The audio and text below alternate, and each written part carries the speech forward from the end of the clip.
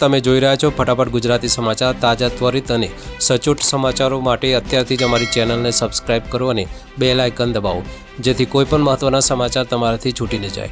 તો ચાલો શરૂ કરીએ આજના મુખ્ય સમાચારો। ગઈકાલે ગુજરાતીઓએ નવા વર્ષનું સ્વાગત કર્યું। રાજ્યભરના વિવિધ મંદિરોમાં ભગવાનને અન્નકૂટ ધરાવાયો હતો। લોકોએ નવા વર્ષની શરૂઆત ભગવાનના દર્શનથી કરી હતી। વિક્રમ સંવત 2082ના નૂતન વર્ષના મંગલ પ્રારંભે કેન્દ્રીય ગૃહમંત્રી અમિત શાહના જન્મદિવસ નિમિત્તે મુખ્યમંત્રી ભૂપેન્દ્ર પટેલ અને ડેપ્યુટી સીએમ હર્ષ સંઘવી સહિતના દિગ્ગજોએ તેમના નિવાસસ્થાને પહોંચી શુભેચ્છા પાઠવી હતી।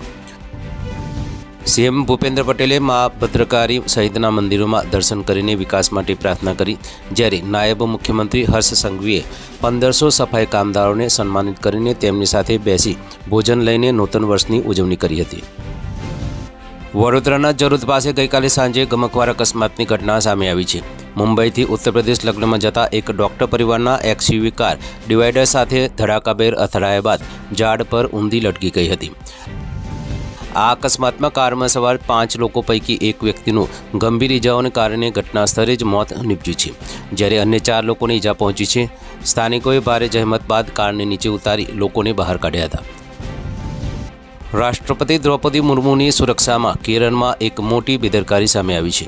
તેમની સબરીમાલા યાત્રા પર લઈ જતું હેલિકોપ્ટર ત્રમદમના નવા બનેલા કોન્ક્રીટ હેલિપેડ પર લેન્ડિંગ દરમિયાન જ ફસાઈ ગયું, જેમાં હેલિકોપ્ટરનો એક ભાગ ધસી ગયો હતો।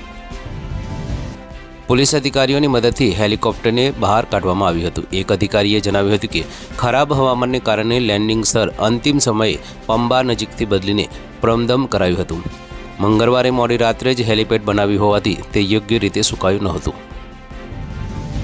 ઓલિમ્પિક ગોલ્ડ મેડલ વિજેતા નીરજ ચોપરાને ભારતીય સેનામાં લેફ્ટનન્ટ કર્નલ તરીકે નિયુક્ત કરવામાં આવે છે।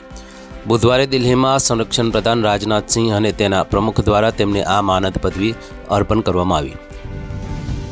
2016માં નાયબ સુબેદાર તરીકે સેનામાં જોડાયેલા નીરજને રમતગમતમાં તેમના ઉત્કૃષ્ટ યોગદાન માટે આ સન્માન મળ્યું છે।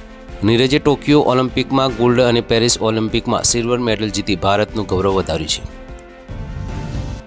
સાઉદી અરબે એક ઐતિહાસિક નિર્ણય લેતા 50 વર્ષ જૂની વિવાદાસ્પદ કફાલા પ્રયોજક પદ્ધતિને સંપૂર્ણપણે નાબૂદ કરવાની જાહેરાત કરી છે।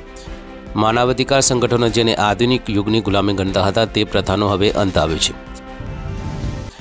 આ નિર્ણયથી સાઉદી અરબમાં કામ કરતા 25 લાખથી વધુ ભારતીયો સહિત લગભગ 1.3 કરોડ પ્રવાસી મજૂરોને સીધો ફાયદો થશે।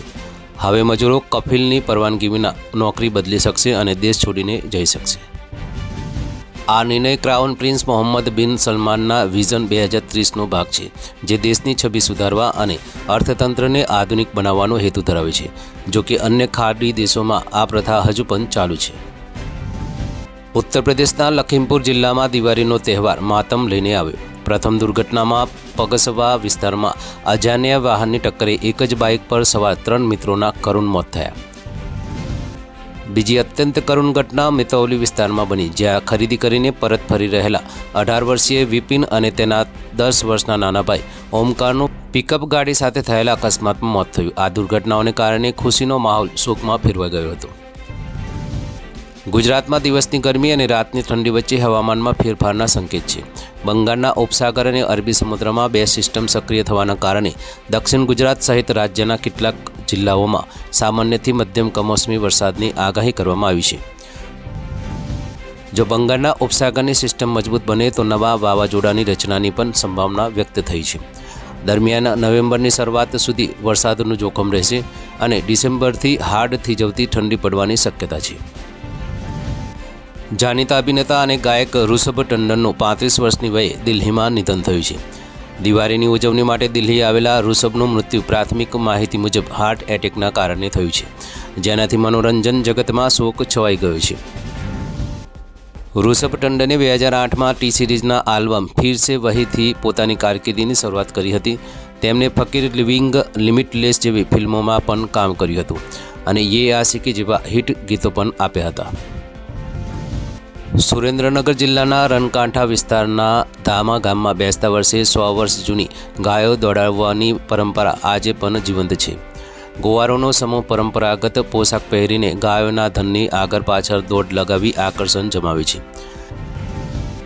ગામના ચોરામાં સવારે ગામેરું એટલે કે ડાયરો યોજાય છે, જેમાં ખેતીના લેખાજોખા અને ગ્રામ વિકાસની ચર્ચા થાય છે. ગાયો દોડાવ્યા બાદ શ્રદ્ધાળુઓ ગાયોની રજ માથે ચડાવીને નવા વર્ષના સુકન લે છે. તો આ હતા આજના ફટાફટ ગુજરાતી સમાચાર. વધુ સમાચારો અને અપડેટ્સ માટે અમારી સાથે જોડાયેલા રહો. ફરી મળીશું આવતીકાલે નવા સમાચારો સાથે. જય હિન્દ.